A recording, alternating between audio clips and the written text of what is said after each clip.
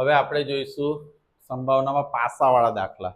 આ દાખલા કરાઈશ તો તમને સિંગલ પાસાવાળો કોઈ બી દાખલો આવે તમને આવડી જશે. ક્લિયર? તો સમતોલ પાસો ઉછાળવામાં આવે તો શક્ય પરિણામો કેટલા? કુલ પરિણામો કેટલા? પાસો ઉછાળી લે એના પર શું મળે આપણને?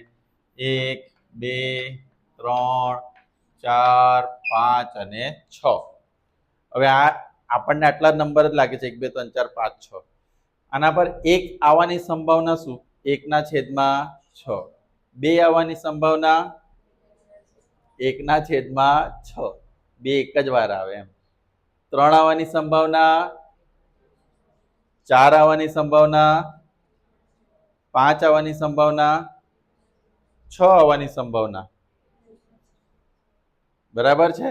અને બધા એક સાથે આવવાની સંભાવના અશક્ય ઘટના, બધા એક સાથે આવી શકે નહીં. હવે આની અંદર છે ને એકી સંખ્યા એટલે ઓડ નંબર. એકી સંખ્યા કઈ કઈ છે?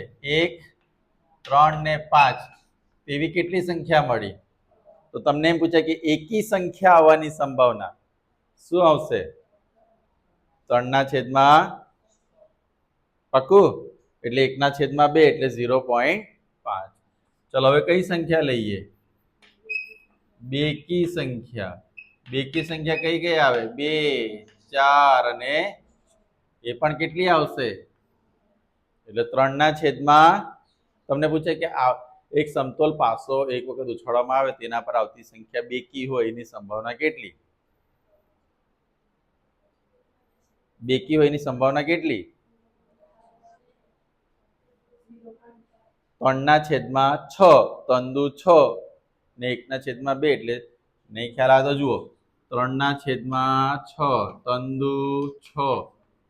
1/2 એટલે 0.5.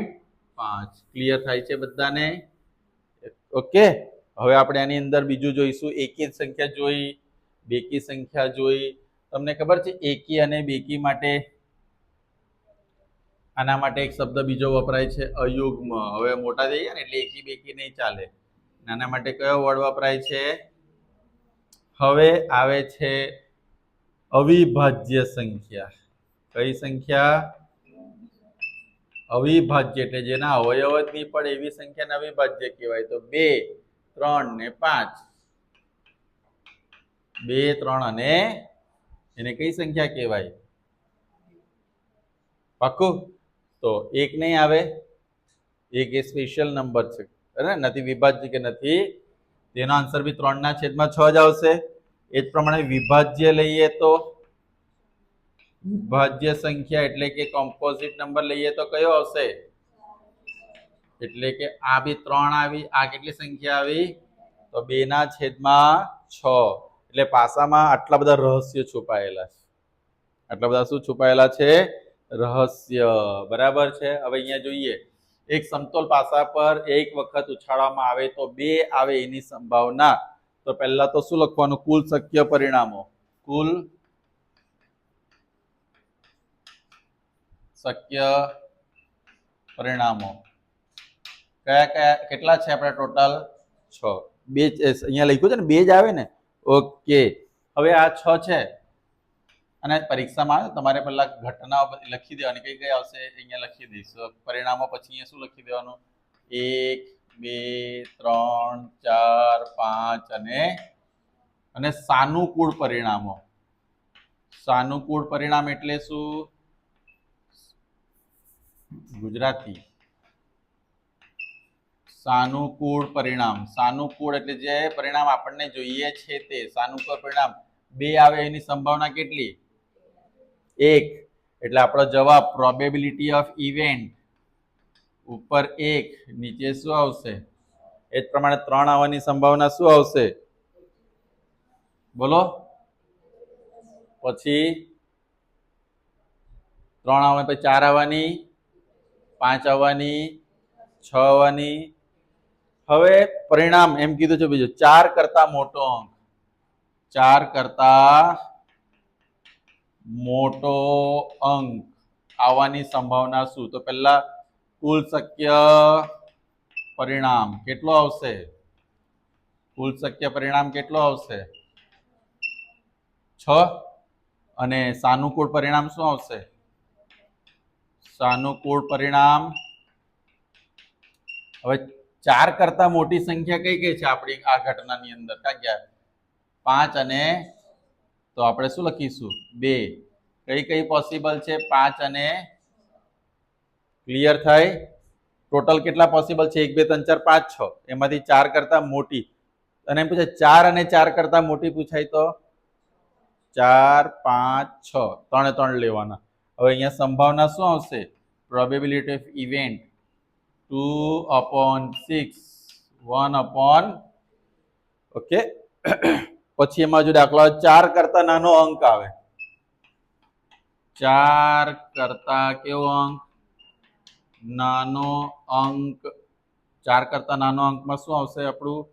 કુલ શક્ય પરિણામ કેટલા આવશે? 6. અને સાનુકૂળ પરિણામ કેટલા છે આપણા?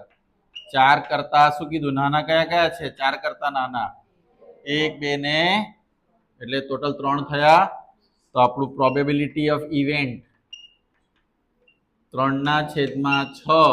મેં અગાડી પણ કહેલું ડાયરેક્ટ આન્સર નહીં બોલવાનો, પહેલા પ્રોસેસ બોલવાની, કારણ કે પ્રોસેસ પણ માઇન્ડમાં સેટ થવી જરૂરી છે. પછી આની અંદર હજુ કંઈક આવી શકે તો શું આવી શકે? હજુ સવાલોમાં બોલો. ચલો મને જણાવો. યુગ્મ સંખ્યા આવવાની સંભાવના. યુગ્મ સંખ્યા કેટલી છે? બેકી એટલે યુગ્મ 1 2 ને 3 એટલે 3/6. અયુગ્મ સંખ્યા આવવાની સંભાવના બોલો શું આવે? હવે હું આ તો તમને ખબર 3/6. પછી 1/2 તમે કરી શકો. પછી એનામાં જે એક વસ્તુ આવે કે ભાઈ 3 નો ગુણિત હોય.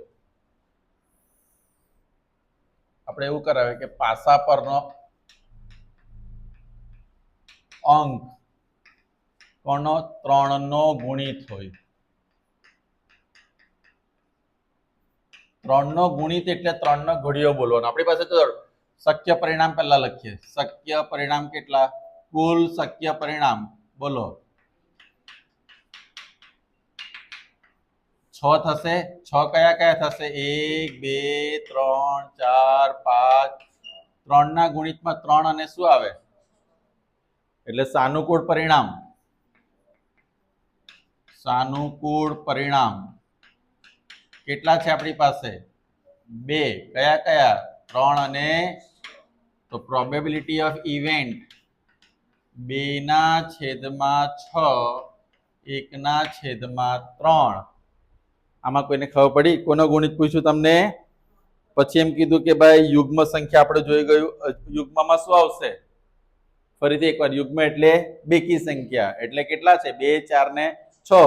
જવાબ શું આવશે? 3/5 નો ગુણિત કહીએ તો 5 નો ગુણિત એક જ છે 5.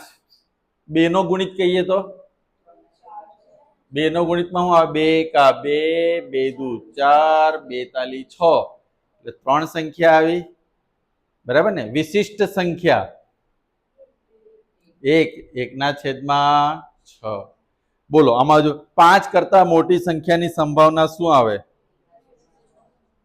1/6. બરાબર છે. બસ તો 3 નો ગુણિત 5. 3 થી નાની સંખ્યા હોય એની સંભાવના શું? 3 થી નાની કઈ આવશે? 1 અને 2 એટલે શું આવશે? 2/. ક્લેરિટી આવી બધાને? પાસા પર આ જે બધી વસ્તુ કીધી ને એમાંથી જ કોઈ દાખલો આવે, પણ તમારે ધ્યાનથી સાંભળવું પડે, ધ્યાનથી જોવું પડે ને એ પ્રમાણે શું કરવું પડે? તમારે એમાં લખવું પડે. તો તમારે હવે આની અંદર હું છે ને એક બી ટેક્સ્ટબુકમાં એકવાર જોઈ લઈએ કોઈ ક્વેશ્ચન એવો હોય સિંગલ પાસાવાળો. આપણે ડબલ પાસાવાળો પણ શીખવાનો છે, પણ આજે સિંગલ પાસામાં આપણે ખેલ ખતમ થઈ જાય એવું લાગે છે. ચલો અહીંયા લખ્યું છે, ધારો કે ઉદાહરણ 3 છે ચોપડીમાં. કયું છે ઉદાહરણ? આપણે એમ તો ચોપડીનું ઉદાહરણો કરીશું પાછા, પણ આ ખાલી આવી ગયું. તો ધારો કે આપણે પાસાને એકવાર ફેંકીએ છીએ. પાસા ઉપર પૃષ્ઠ પર 4 કરતા મોટી સંખ્યા. 4 કરતા મોટી સંખ્યા કઈ આવે પાસા ઉપર? 5 અને 6 એટલે શું જવાબ આવે? હવે બીજો એમાં જવાબ છે 4 કે 4 થી નાની સંખ્યા. 4 કે 4 થી નાની સંખ્યા 1 2 3 ને 4. 4 કે એટલે 4 પણ આવશે ને? તો ટોટલ 4/. હવે 4 ના છેદમાં 6 આવે તો શું કરવાનું? 2 દુ 4, 2 તાલી ક્લિયર થાય છે બધાને? ઓકે, હવે આપણે છે ને પાસા વિશેની આટલી બધી જ માહિતીઓ તમને ખબર હોવી જોઈએ. એટલે પાસાનો એક દાખલો કન્ફર્મ આવે એટલે પાસા વિશે તમને કોઈ બી કન્ફ્યુઝન તો ક્લિયર કરી લેજો. બરાબર, આપણે અહીંયા આનો એક સિંગલ પાસા દાખલા પૂરા કરીએ. ચાલો.